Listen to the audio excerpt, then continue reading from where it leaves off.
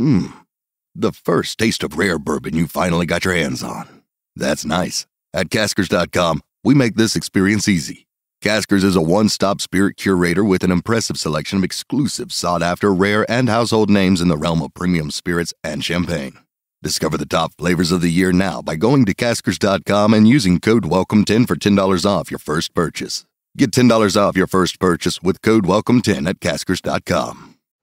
Welcome to Radical Personal Finance, a show dedicated to providing you with the knowledge, skills, insight, and encouragement you need to live a rich and meaningful life now while building a plan for financial freedom in 10 years or less. My name is Joshua Sheets. Today we continue our How to Buy a Car series. This is episode 3 in that series. Episode 1, we talked about deciding whether you should buy a car or not. And I encouraged you that, if possible, most people should avoid owning a car from a financial perspective. But many of us, from a lifestyle perspective, will choose to buy a car. But you should decide and think carefully about the things you would give up by even buying a car in the first place, while also considering the reasons why a car could be a really important part of your life assets. In episode 2, we talked about deciding what kind of car you should buy. We talked about analyzing your needs, your wants, the size of the car, the specific capabilities, the features, the fanciness, the image, etc., and even your needs now and later. And I walked you through, so hopefully you'll have some ideas of deciding what kind of car would be appropriate for you. In today's episode, I want to talk to you about step 3, which is decide how much you should spend on a car. We want to do this before we go to the market to look at what is available. We want to decide how much you should spend on a car. I want you to come up with a specific number that will be appropriate for you to spend on a car. Now, quick reminder, why does this matter? Well, very simply, a car is a big purchase that will go down in value. Again, slight caveat, over the last couple of years, there's been a wacky market. Cars have not gone down in value the way that they traditionally have. But I think it's very, very obvious that this is a temporary aberration, and we will quickly return, if we haven't already returned, to a normal market with cars, where cars go down in value. This matters a lot when you think about growing your finances. Cars are not usually the biggest expense that people make. For example, a house is usually the biggest expense that most normal people make. But purchasing a house is a good way to increase your net worth. Houses generally go up in value. Cars generally go down in value. There are other large expenses that we know are pure consumption items. For example, if you plan an elaborate and expensive vacation this year, you'll go into that knowing that I'm spending money on something that I want to spend money on, and there's no sense of financial return to it. But people look at cars as basically kind of having utility value. I have to have one. It's something that I need. And if you're going to be losing money on something that has utility value, you want to make sure that the amount of money that you lose is not going to sink you. We make lots of purchases of things that go down in value. You might go out and buy the latest $1,000 iPhone, and that iPhone will lose half or more than half of its value in the first year of ownership.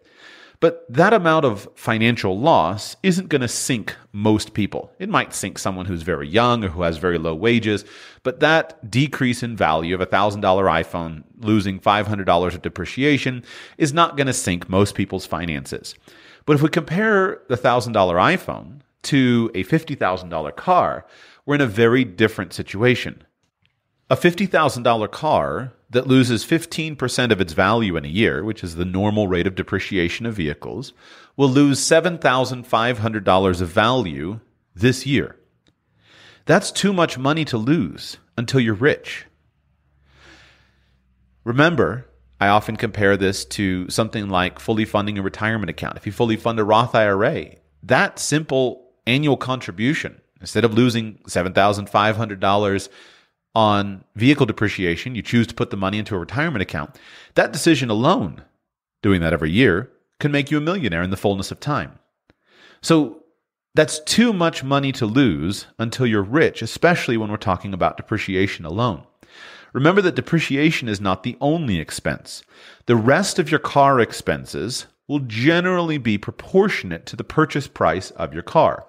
Buy a more expensive car that's newer, you'll generally have a higher cost of insurance. Buy a more expensive car that's newer, you're more likely to spend extra money modifying it and getting it accessorized just the way that you want. Even buy a new car and you're going to spend more money on car washes and car washing equipment, etc. Now, these aren't always perfectly proportional. There are often ways that you can look at this and argue the opposite. For example, an older car might actually not save you that much on insurance if it is an unsafe car. Because remember that there are two components to purchasing auto insurance. There is your liability component, and then also your comprehensive and collision insurance, which is based upon the value of the car. But if you're just maintaining liability insurance on your vehicle and you are seeking to you're maintaining liability insurance on the vehicle, then your risk, my brain totally froze up. Your risk is going to be based upon the risk of injury to inhabitants of that vehicle in many cases. So sometimes an older car doesn't actually save you that much money on the liability component. But generally, you're going to have cheaper insurance with an older car. You can often drop your comprehensive and collision coverage on an older car where you wouldn't do that with a newer car, etc. So prices and costs and expenses on the car are generally proportionate to the purchase price. A car is a big purchase that will go down in value. And so we want to minimize the losses to an amount that is acceptable based upon our current net worth and our ambitions for wealth building. So how much should you spend on a car? I'm going to give you 3 suggestions. The first suggestion is you should spend the amount of money that you have. And what I mean is you should limit your purchase to the amount of money that you have saved. I'll talk in a separate episode about the advisability of financing cars versus paying cash. There are a few scenarios in which it can make sense to finance a car, which I'll deal with separately. But in virtually all other scenarios, you're better off simply paying cash. And you should limit yourself to the amount of money that you have saved. Here I'm specifically targeting people who are younger in their wealth building journey. If you've got $5,000 saved in a bank account and you want to go and buy a car, don't go out and start shopping for $20,000 cars. Shop for $4,000 and under dollar cars. Always limit yourself to the amount of money that you have saved. Car payments are a seductive thing. Car payments are the sign and stigma of poor people. You can raise your income to the point where, I've got a car payment and it's no big deal. There are lots and lots and lots of multimillionaires out there who have a couple $1,000s a month in car payments, and it's no big deal. They take advantage of a 0% financing. They like driving new cars, and it's no big deal. But most people who have large car payments are broke. They're not broke because they borrowed money. They're broke because they borrowed too much money. They're broke because they didn't obey the rules that I'm going to get to in a moment. And so one simple way of avoiding disaster is simply limiting yourself to the amount of money that you have. This simple rule is astoundingly effective because it causes you to think very carefully about the value of a car. Let me give you an example. Let's say that you're 25 years old. You've been a diligent saver. You've saved $50,000. Would you really go out and freely spend $50,000 on a car in that scenario? Most people who were diligent enough to save and accumulate $50,000 would not do that. They would recognize that they saved the money for a reason, and they would focus on finding an investment for the money that could allow it to grow more. But there are many people who will go out and, because there's lower friction of having car payments, easily buy a $50,000 car with a series of timed payments. So you want to avoid that. So rule number 1 is limit yourself to the amount of money that you have, the amount of money that you have saved. It's a good rule of thumb. The next limitation is don't ever spend more than somewhere between 10 to 50% of your annual income on cars or cumulatively vehicles. You'll notice that's a very broad range. 10% to 50% is a big range. Your decision on how much to spend on a vehicle will come down to some of the other factors that we've talked about. If you never go more than 50%, you're going to be fine. But if you really care about wealth building, I would encourage you to focus on about a 10% of your annual income. And again, the reason this is important is it keeps your money available to you to invest into things that are going up in value. Let me talk about these ranges of numbers. The 10% rule I owe to many years ago, a blog post by the financial blogger Financial Samurai. This was 10 years ago. I came across his original blog post on the subject, and I thought that makes sense. Prior to that, I had no personal rule for the amount of car to buy. Most people don't. If you go and you ask a random person on the street, how much should you spend on a car? Most people don't have any rule. They will say as much as you can afford, but how would you know what you can afford? Or they'll say as much as you have, you need some rule. And so when I found the 10% rule, it resonated with me because 10% is such a low amount of money that it always keeps huge amounts of your money available for investing. Let's go through some numbers. If you're earning $30,000 a year, that means that you should buy a car that's worth about $3,000. To me, that feels right. Somebody making $30,000 a year desperately needs to save money. They can't afford to take a bunch of depreciation. A $3,000 car will go down by 15%, which means that it will lose about $450 a year. That's reasonable. That person will have a $1,000 iPhone and a $30,000 car, will lose $1,000 between the two of them, good to go. But if a $30,000 person making $30,000 goes out and buys a $30,000 car, again, that $30,000 car will lose 15% of its value this year. That'll be $4,500. That is a huge percentage of income to be able to be losing.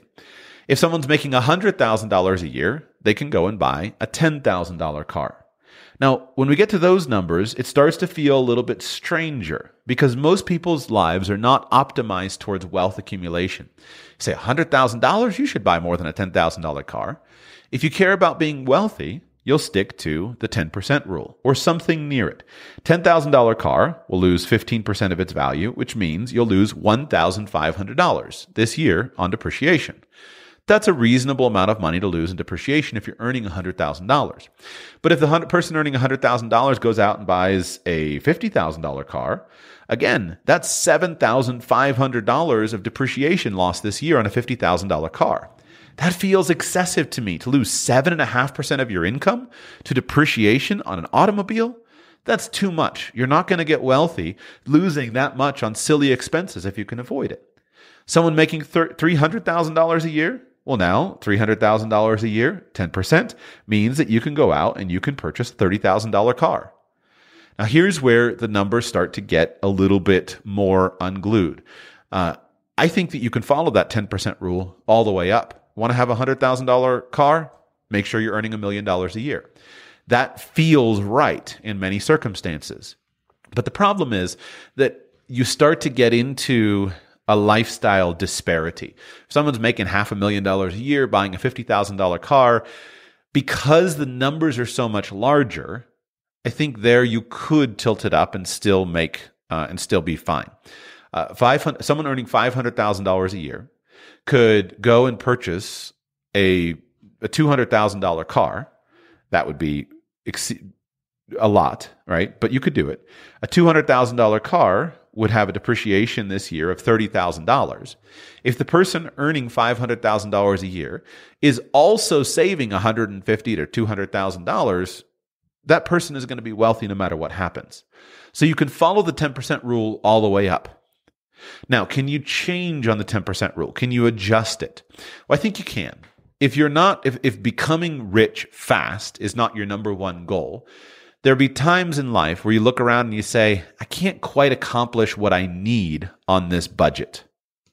I imagine, a father with a couple of few children, 3 children, wants to go buy a minivan, looking around and saying, I'm making $50,000 or $60,000 a year, but the minivan's in the $5,000 to $6,000 space. that's not quite what I want. And I'd like to have something that's a little bit newer that I can own for longer. I want to have something that's more comfortable, long road trips, etc. All the reasons we always give for buying new cars. So can you go a little higher? Well, I think you can. And my number is the absolute maximum ceiling should be 50% of your annual income. 50%.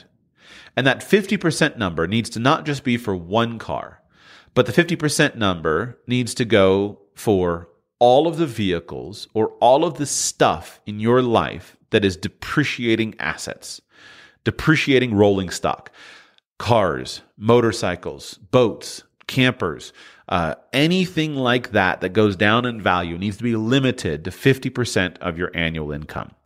And here, I want to credit Dave Ramsey as the loudest proponent of this rule, and I think he's right. If you think about the financial space, let's say that you have a household income of $50,000. If you have a household income of $50,000 and you have up to $25,000 in vehicles, $25,000 going down at 15% per year, this year that would be $3,750. That's quite a lot of money for someone making $50,000 to lose, but it's probably not going to sink that person. There's still going to be enough other money available. And as you go up, the numbers make even more sense. $150,000 household, okay, $75,000, that's not unreasonable. Let's say you have two cars, two $30,000 cars and a $15,000 camper, things like that. $15,000 boat, two $30,000 cars. You can put it together however you want. That's not unreasonable. It's still a significant amount of money in depreciation. $75,000 of vehicles would be a loss of $11,250 this year in depreciation, but at least you're okay. It's not too high. So my answer to you, if you can't find something that you need at 10%, is you can go anywhere from 10 to as high as 50% if you need to. If you're serious about wealth building, focus on 10%. If you're not so serious about wealth building, you just want to be generally prudent, you can go as high as 50%. But if you have more than 50% of your annual income in the total value of cars, vehicles, etc., then you should limit those expenses and consider changing something. In a moment, I want to talk about what do you do if you wake up and you have too much. But let's go on to the third rule. And here again, I want to credit Financial Samurai. What's the net worth rule? What if you are someone who has $5 million in the bank, but you just have some dividend stocks that are paying you some money and you don't spend a lot of money, you live debt-free, you own all your assets, you're you're doing fine, you spend, say, $100,000. You have $5 million of assets, but you have $100,000 of income that you're living on. Does that mean that you should only drive a car worth $10,000? Well, here I think we can move to a net worth rule. And Financial Samurai's math, which again, I'll link both of his excellent blog articles on this topic. Financial Samurai's math is 5% of your net worth. So if you think about a net worth rule, you can always go and spend 5% of your net worth on a vehicle. If you have a $100,000 net worth, you can buy a $5,000 car. Most people with a $100,000 net worth are not calculating their wealth based upon their net worth. They're calculating their net worth based upon their income. But if you have a $5 million net worth, you could go and you could spend 5% of your net worth on vehicles, $250,000 total. Now, if you think about it, that ratio feels really good to me.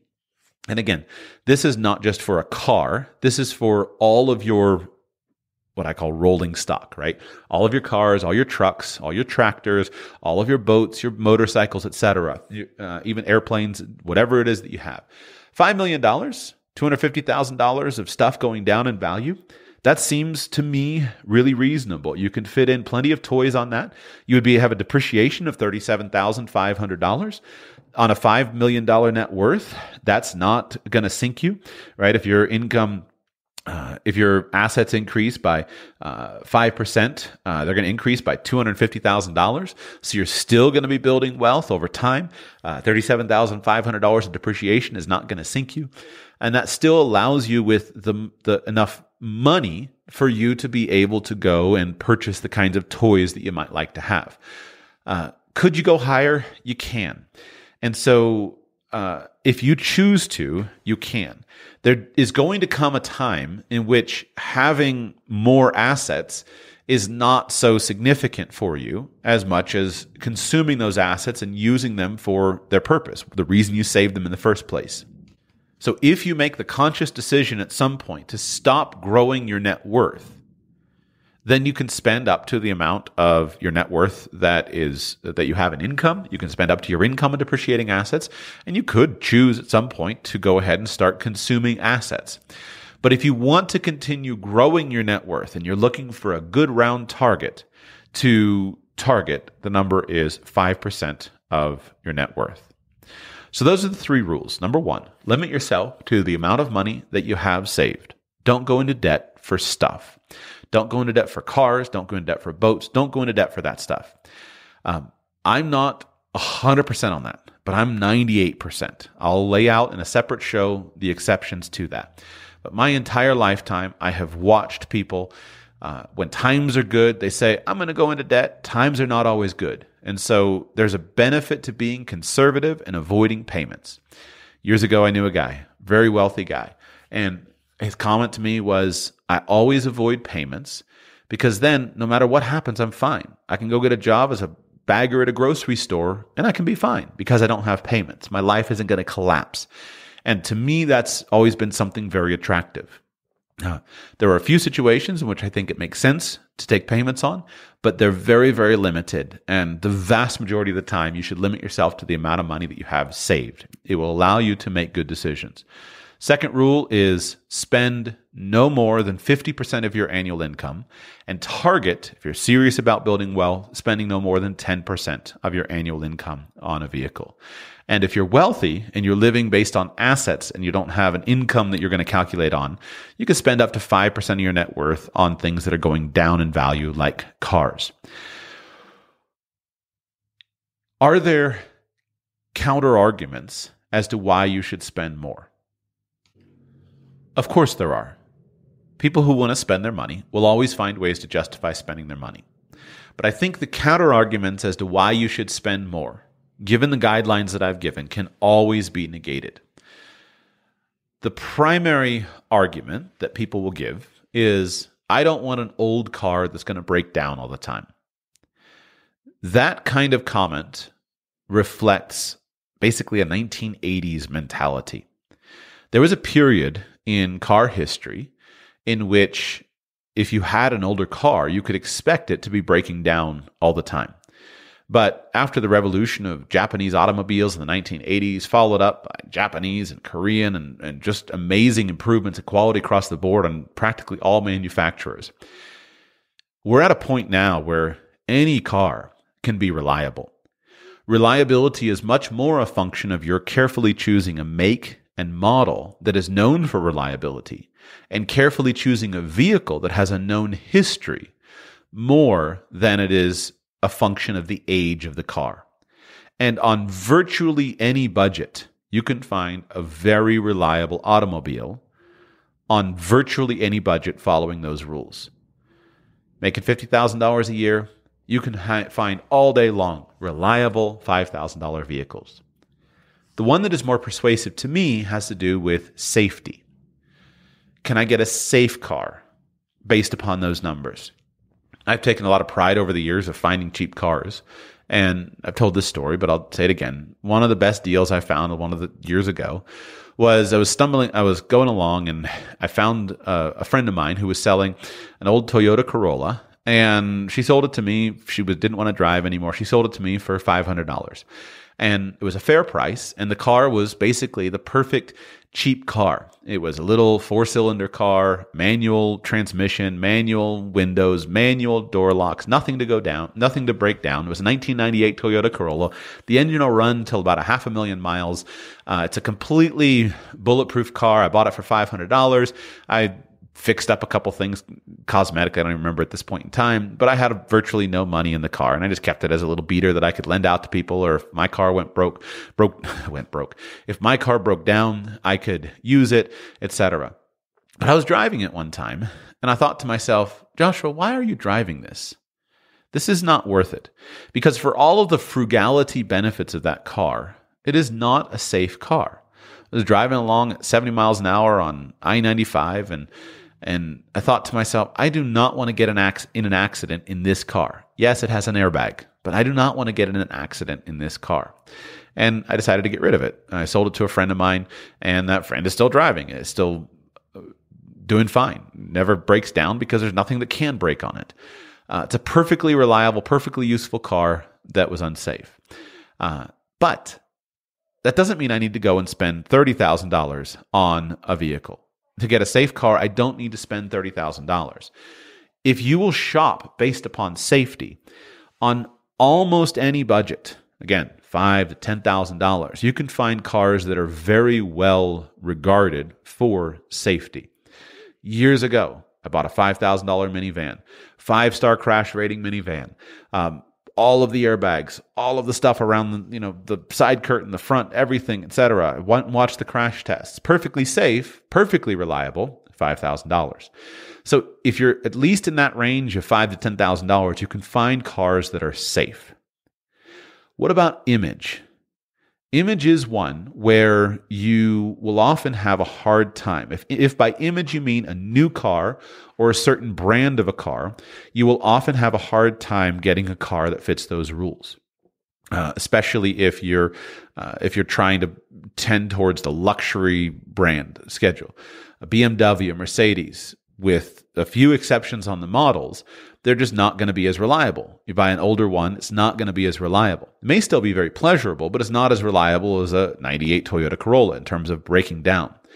What you can do is if your budget limits you to an amount that is below what many people are doing, you can often find one of those hard to categorize vehicles that I mentioned in the previous episode. You might find a great, 1970s Jeep Grand Wagoneer that has all this, classic style, and it's not super reliable, but it's not expensive. You might find vehicles that kind of shift through. For example, Land Rovers have horrible value. They depreciate like crazy. That's because they're pretty unreliable. But if you need a Land Rover, you can often buy something like that that's cheaper. It's not going to be reliable, but it can meet your image needs where those vehicles are perceived to be, prestige brands. Minivans, SUVs, etc. Those kinds of vehicles that kind of break through the mold, you can often find something that fits those budgets. So don't automatically take an excuse and say, I'm limited to a certain amount, I can't get the car that I want. Exercise your creative juice and find a vehicle that fits your needs. Last question. What do you do if you have too much car? What if you wake up today and you have 80% of your net worth 80% of your annual income in cars? It's probably something that you should change. Now, the numbers here will vary. So if you say, Joshua, I've got, 59% of my annual income is in vehicles, but I was strategic and careful about the vehicles that I chose. I find this most of the time with young families. They say, we wanted a minivan. We went out and bought a brand new minivan. We're planning to have it for a long time. Yeah, we paid $55,000. We got a household income of $85,000. I would say it's too much money. If I were advising you before the sale, I would advise you not to do it. But that doesn't necessarily mean you should just dump the car today. You should probably, in that situation, just keep it. So if you own too much of a car, your first way out is just keep the vehicles until they depreciate down to a lower amount, and then be more thoughtful the next time around. The best way for you, I need to be careful with my words. A very good, reliable way to eliminate the problems of buying too much vehicle is to keep your vehicle for a very long time. Remember, depreciation is an annual number based upon the current value. So that $50,000 car that declines in value this year by $7,500, this next year it's worth $42,500. And then it'll receive a 15% depreciation, which means it'll lose $6,375. And in the second year, it'll be down to $35,000. So your car today that is too much for your income will very quickly be worth less. If you keep it, you can enjoy the benefits, the reasons that you bought the car in the first place, and enjoy them for a long time by just committing to keep the car.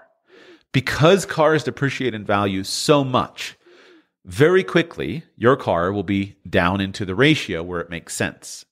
And now that you know the ratio, you can avoid going out and simply making another big mistake.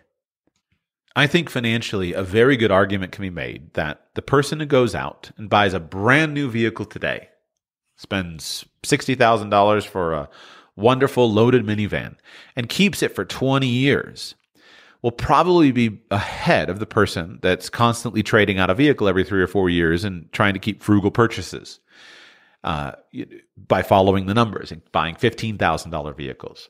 I think there's a good argument to be made for that. If you bought it new, you know the history of the car. If you bought a car that was a good vehicle, it was known for reliability and for good ownership costs, you can own it from new. You can make sure that all the maintenance is taken care of. You can get your real money's worth out of accessories, modifications, things like that. The car can serve you, be a wonderful part of your lifestyle, and it can just be, it pays off when you keep it for a long time. So in most cases, I think the best thing is just keep your vehicles that you have and own them until they're insignificant in terms of your overall financial situation. Where that advice is not appropriate is if the numbers are radically out of whack, or if you've got a radically inappropriate vehicle. Right? You're making $50,000 a year and you've got a $100,000 car that you got on payments and you're just barely making it and you've got a huge amount of money left that you owe on it. Well, in those kinds of situations, you're so radically out of balance that you have to get rid of it. You will never get ahead financially making $50,000 a year with a $100,000 car. You have to change it. And in today's world, it's remarkably not unheard of to have some of those numbers, because you can have a loaded out pickup truck or a loaded out SUV that approaches $100,000. And if you finance the car and you had a big down payment and you stretched the payment out over 72 months, etc., that may have been considered affordable and they lent you the money for it. But you'll never get ahead financially owning that much vehicle. So if the numbers are radically out of whack, then you should sell the car. If you have payments on a vehicle, then you should very seriously consider selling the car. I will devote an entire episode to the scenario of, hey, Joshua, I've got a big car payment and I owe more on it than it's worth and I have no money. What do I do? This is a very difficult situation that many people wind up in, because people who are in the habit of buying new cars frequently roll negative equity from vehicle to vehicle to vehicle to vehicle. And they wind up upside down, having a car that's worth $40,000 and they have a car note of $52,000, and there's nothing they can do.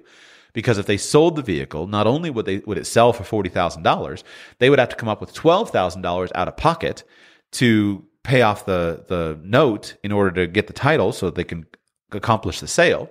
And worse than that, they would still have to come up with the money out of pocket to go and pay for another car. So this is a very difficult situation. But in some cases, if you can effectuate the sale, just simply amputating cars can free up enough money that you can clean up other messes, etc. In closing, you decide how much money you're going to spend on a car, and decide it before you go shopping. You may find after shopping that you need to adjust your budget in some regard. But don't start by going out to the car market and kind of wandering around. Because as soon as you do that, you will be quickly and easily enticed by low monthly payments, easy financing. You'll be quickly enticed by the wonderful new car smell, how shiny it is, how beautiful it is, how comfortable it is. Then you'll start justifying to yourself a whole long list of very practical justifications. Well, I'm going to buy this car because it's safer for my children. And after all, my children are my number one most valuable possession, and aren't they worth it to protect? I'm going to buy this car because it has a really great MPGs, and after all, gas prices are really high right now. I'm going to buy this car because it's going to impress the world and it's going to give them the image that I need to portray to them. I'm going to buy this car and I'm going to keep it for a really long time. That way, my mistake of buying too much car and spending too much on it isn't going to actually pay off. You'll justify it. We all do. all of us justify it to ourselves. So come up with your rule for the reasons that make sense to you and stick to your rule and understand what your numbers are before you go to the car marketplace. These are my suggestions. Number one, don't spend more money than you have saved that you can just simply write a check for and buy the car. Number two, limit your total vehicle ownership to 10% of your annual household income. If you can't do it on 10% and you're willing to have a slower path to wealth, you can go above 10% to a maximum of 50%, never more than 50%. But if it's 15%, okay, and you're willing to give it up, that's fine. Or if you're wealthy, then limit your vehicle exposure to 5% of your net worth.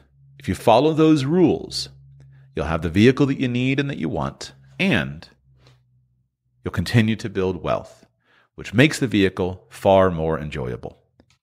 I have made a lot of financial mistakes in my life. One of the few mistakes that I have avoided is having a car payment. I've never had a car payment. And having lived my entire adult life free of car payments, you can't get me to go and change that. I'm telling you, it is the best feeling in the world to know that you have control of your money. If you avoid car payments, virtually anything else that you want is within your reach. I'm not opposed to borrowing money for assets that are going up in value. Houses, businesses, investments, those are all good uses of borrowed money. But cars are not a good use of borrowed money. Boats are not a good use of borrowed money. RVs are not a good use of borrowed money. Because when you wind up out there in the thing, you're always thinking about how much it cost you and you can't ever enjoy it. So if I want something that is more than I have, I use that as motivation. If you're earning $100,000 a year and you say, Joshua, you're telling me I can only spend $10,000 on a car?